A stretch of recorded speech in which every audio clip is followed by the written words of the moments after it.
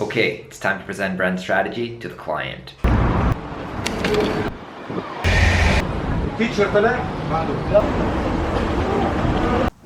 Whoa, the presentation went super well. I'm so excited about this. I'll tell you more about this at the end of the video, but first I want to kind of show you the structure of the presentation that I showed them today. Obviously I can't show you the presentation with all the details, but I want to show you the structure and the template that I've created. It's actually the first time that I've created this template, and this is actually the fifth version. So during those few weeks, I've iterated on this presentation 5 times and changed the structure until I got to something that I felt was really powerful and tells a coherent story. So this is what I want to show you today. Let's jump right into it. So starting the presentation, it's always good to start with the goal. What are we trying to achieve in this strategy presentation? And so I explained to them that what we're doing here is kind of setting the compass to see that always there's an alignment between the vision of the founders of the company, what they're actually doing, and how this is manifesting itself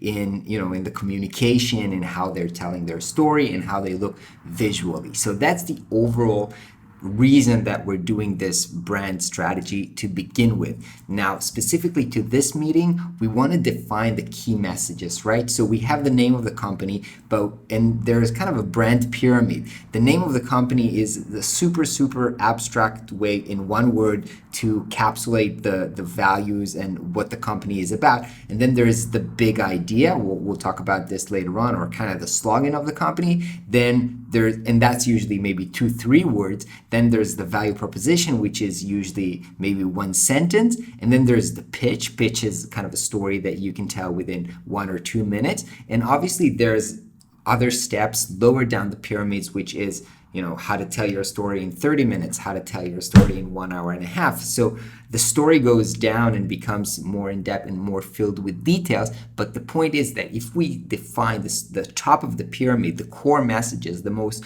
abstract messages, this will serve as a compass for everything else that we do. And we can judge all our creative and storytelling efforts by this compass. So that's the goal of this meeting. I'm showing them the agenda, obviously, but I'm starting the presentation going over everything that I learned in the brand session that I did with them. If you haven't seen, I have a video about how I run the brand strategy session with them, so check that out.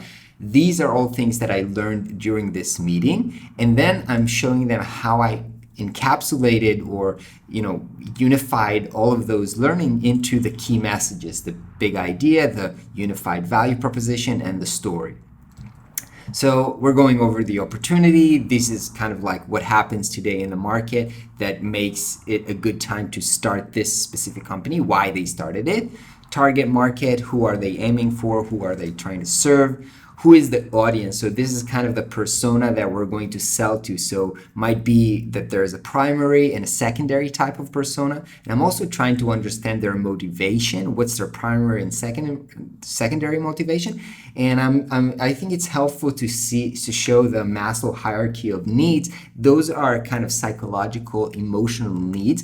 It's always super important to understand to what emotional need your company or your product is serving, because most people, they buy out of emotion and then they rationalize their buying decision with some rationale, but they come from an emotion into buying anything. It doesn't matter if you're a big B2B business, or which is this case specifically, or if you're a consumer product, you're always buying out of an emotion. And so in this case, the emotion was esteem, like feeling prestige and accomplished.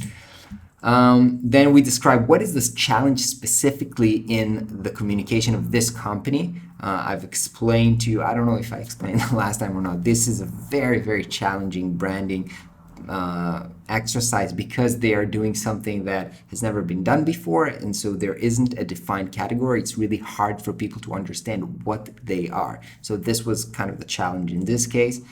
Then we're describing the value proposition. Now, the reason that it's divided between one value proposition is because what they do right now has many value propositions, and they're all important because when they are selling or presenting them in a deck or in a website, in a featured list, there's a lot of them. So here I listed all of them. Then in the key messages, I try to encapsulate all of them into one coherent message. So here I'm showing all of them. Then I'm talking about what is the mission of the company. Again, why they started this company. Always should be epic and should be kind of the reason why they wake up in the morning, why they started this company, and something that all the employees can rally around. And it's usually something very emotional or epic.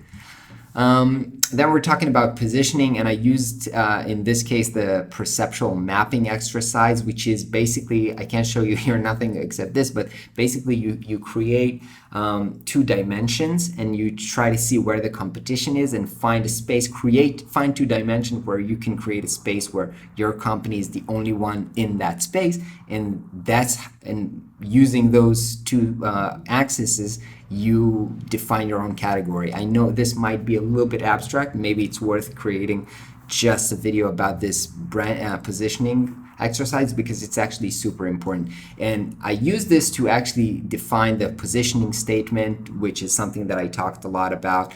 The Harley-Davidson statement. Harley-Davidson is the only company. You can see that in the other video about the session that I did with them. All right, and now we've finished with the summary of all the learning, and now we're going to the new key messages.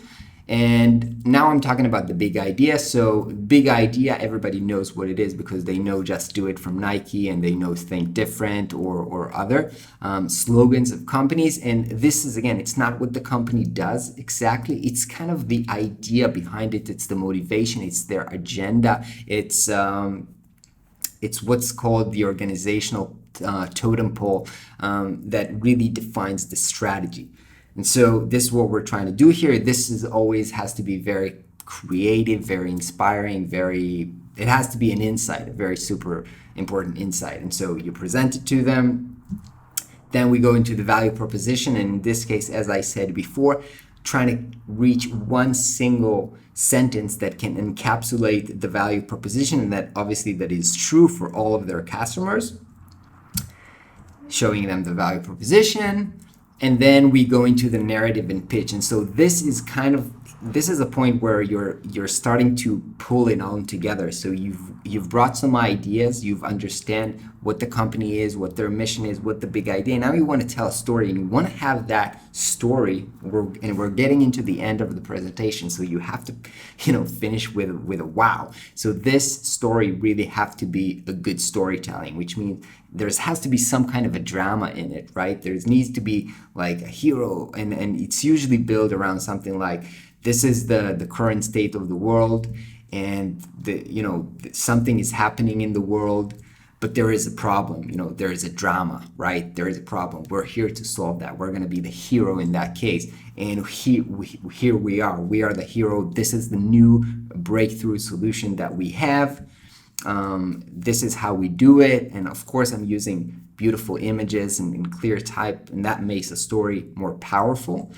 And finish off with something inspiring, telling them that this is how we're going to actually change the world. And finish off the story with the big idea again. So this is basically it. I finished the presentation with a summary of all the key messages, showing them on one page, the big idea, the value proposition, and the pitch. And this is where we actually stop and have a discussion around everything. I get their feedback. Again, today was really good presentation. They had feedback, and I took some very insightful feedback, but before the feedback, they were just like, wow, this was amazing. One of them even saying, they're very veteran entrepreneurs who've started big and successful companies. He was like, I was in this branding process with like 4 companies before, including processes that cost $500,000, and this was the best experience. No bullshit, straight to the point, and really well done. And so it was really successful, and I was pretty nervous because this is like the most complex problem I ever worked on from a branding strategy perspective. And so this was really, really fun. Got their feedback, and I left something after the thanks because I wanted to talk to them about their naming. And so I show them kind of the framework in which how I define what is a good name. So a good name has good qualities and bad qualities. This is a framework that I took from the book Hello, My Name is Awesome, which is an awesome book about naming, company naming. And I show them that they do have some good qualities, but they do have some bad qualities, and it's actually more important not to have bad qualities. It's even more important than having good qualities in a name. And so I gave them a recommendation. I told them, look, it's not a total disaster, but it's also not amazing. It's kind of a missed opportunity. So let's think about, if time allows, let's think about changing the name. They said, like, we don't have time for that right now, but we'll keep that in mind. So, all right, but I still feel that, you know, it was my professional responsibility to tell them this, because as you can see here, the name is actually in the top of the pyramid, right? And so if the name doesn't fit or doesn't correlate with what's coming on beneath it, I think it's a missed opportunity. And so, but I think they agree with me. It's just a technical thing that they have to, you know, present something really quick, and a naming process is always something that takes a lot of time, emotional energy, and it's just a mess. And so, yeah, and legal complexities, finding domain, trademarks, all of that, it takes time. So I totally understand it, perhaps at a later stage. But overall, as I said, super happy about how this went. So it's going to be an awesome weekend for me to rest a little bit and chill. Hope you guys are having a great weekend as well. I'll catch you next week.